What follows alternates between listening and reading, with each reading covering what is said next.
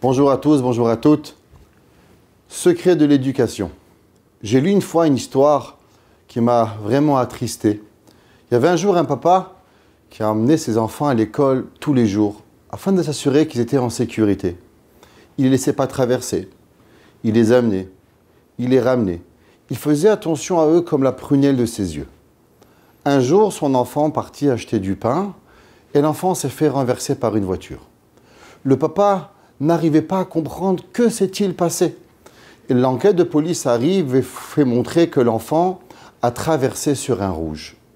L'enfant, malheureusement hospitalisé, le papa lui demande « Mon fils, pourquoi as-tu traversé sur le rouge ?»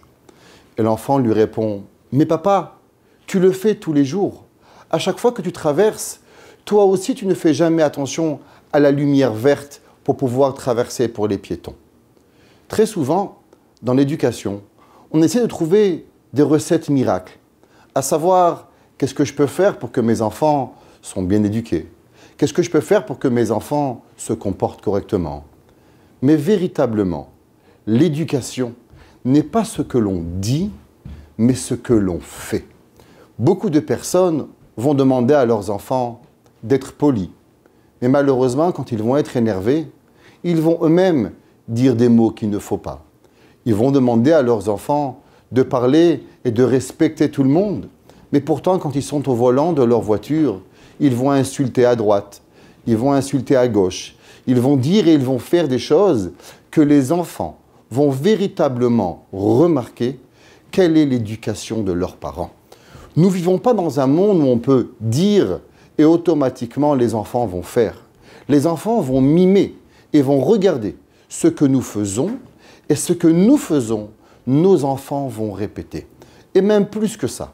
Chachamim nous disent que nos enfants, non seulement vont regarder ce que l'on fait, mais vont même ressentir ce que nous faisons et ce que nous pensons de façon à pouvoir réagir.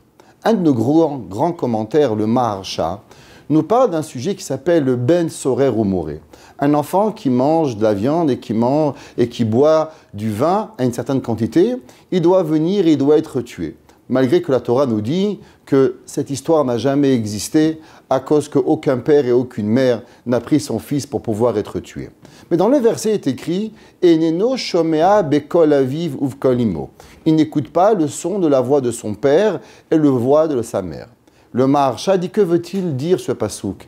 Est-ce que ça veut dire que la mère dit A et le père dit B? C'est certain que s'il y a à la maison une discorde dans l'éducation, que l'enfant ne pourra pas sortir correctement. Mais le Maharsha dit quelque chose d'encore beaucoup plus profond.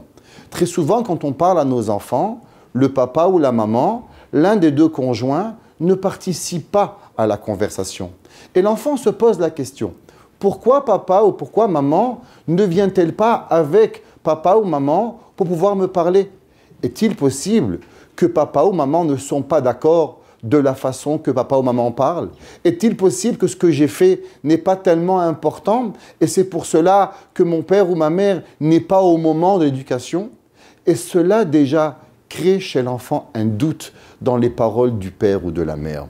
On essaie toute notre vie d'éduquer nos enfants de la meilleure façon. Mais pourtant, on leur demande de ne pas abuser de leur téléphone. Pourtant, à la maison, combien de nous, on ne peut même pas nous parler? Nous sommes occupés à notre téléphone matin, midi, soir. Nous sommes en train d'envoyer un email. Nous sommes en train, à chaque moment que notre fils nous parle, de lui couper la parole. On n'est pas attentif à lui. C'est vrai qu'on est très occupé. Mais il en reste que quand ton fils veut te parler, il est important. Il est vrai que quand toi, tu arrives à la synagogue et que tu demandes à ton fils de prier, mais si toi, tous les 5 minutes, tu parles à ton voisin à côté, qu'est-ce que tu penses que ton fils, véritablement, va venir et faire à la synagogue? Si toi, tu parles, comment ton fils va-t-il prier? Quand tu reviens de la maison, quelle est ta façon de regérer ta sentiment de synagogue à la maison? Est-ce que tu critiques le rabbin? Est-ce que tu critiques le chazan? Est-ce que tu penses que la prière est trop longue? Alors quand ton fils il va venir à la synagogue, il est certain que toi aussi, ton fils ne va pas aimer la synagogue.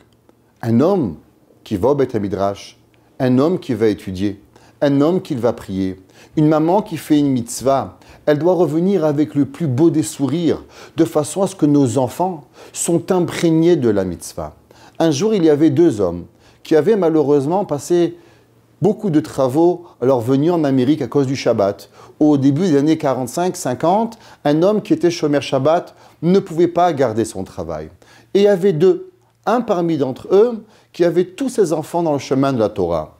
Le deuxième avait aussi gardé le Shabbat, mais tous ses enfants n'étaient pas shomer Shabbat. Les deux personnes sont venues voir le Rav Shlomo Zalman Auerbach en lui demandant « Mais Rabbi, nous avons fait les deux le même effort. Pourquoi moi, je n'ai pas mérité d'avoir mes enfants dans le chemin de la Torah ?»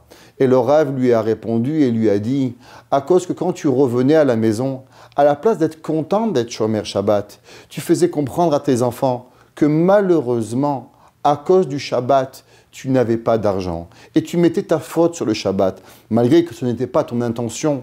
Mais les enfants ont compris de toi que le Shabbat t'apportait de la tristesse. Un homme qui va à la prière, comment revient-il à la maison? Revient-il avec un sourire? Revient-il le jour du Shabbat? Merci mon Dieu que je suis shomer Shabbat. Merci mon Dieu que j'ai des tzitzit. Ou malheureusement, j'ai des tzitzit. Malheureusement, je dois aller à la prière. Malheureusement, je dois aller étudier. Alors notre enfant et nos enfants vont comprendre cette difficulté. Comprenons que ce n'est pas les paroles qui vont éduquer nos enfants, mais véritablement nos actions de tous les jours. Et un jour, j'ai rencontré un homme qui n'était pas un très grand érudit, mais il avait des enfants extraordinaires, un mieux que l'autre. Tous des rabbins, Rosh Yeshivot, Talmidei Chachamim, des gens qui travaillaient, des gens bons. Alors, avec mon humble avis et mon humble personne, je me lui ai demandé, « Cher monsieur, pouvez-vous me donner le secret? Comment avez-vous réussi que tous vos enfants sont travailleurs, sont heureux, sont sympathiques ?» Et il m'a dit, « Mon cher ami, je n'ai qu'un secret. Quand je rentre chez moi à la maison, je ne me repose jamais. J'essaye d'être toujours actif pour donner l'exemple à mes enfants qu'une personne en ce bas monde doit travailler. Je ne suis pas un érudit, alors je peins, je colore, je m'occupe de eux. Mais être affairé sur un lit du matin au soir, ce n'est pas cette éducation que je veux donner à mes enfants. Très souvent, on protège nos enfants, comment ils traversent, on veut s'assurer. Mais est-ce que nous actionnons les actions que nous disons ou nous disons ce que nous voulons qu'ils font, mais pourtant, nous ne faisons pas ce que nous disons. Torah Box, c'est la diffusion chaque jour de cours de Torah variés et innovants, adaptés à chacun. Grâce à une équipe investie et désireuse de diffuser la Torah à son peuple, des cours sont enregistrés chaque jour en studio, puis montés et diffusés. Avec des rabbinim de haut niveau, sur tous les sujets de la vie juive, paracha, pensée juive, halakha, couple, éducation, émouna, histoire juive. Et chaque semaine, une histoire exceptionnelle à raconter le Shabbat. De nouvelles émissions et débats innovants qui confrontent Torah et actualité. Des concepts de vidéos qui expliquent la halakha de manière ludique, divertissante et accessible. Et des programmes de Torah pour nos enfants. Torah Box, c'est du judaïsme sur mesure pour vous.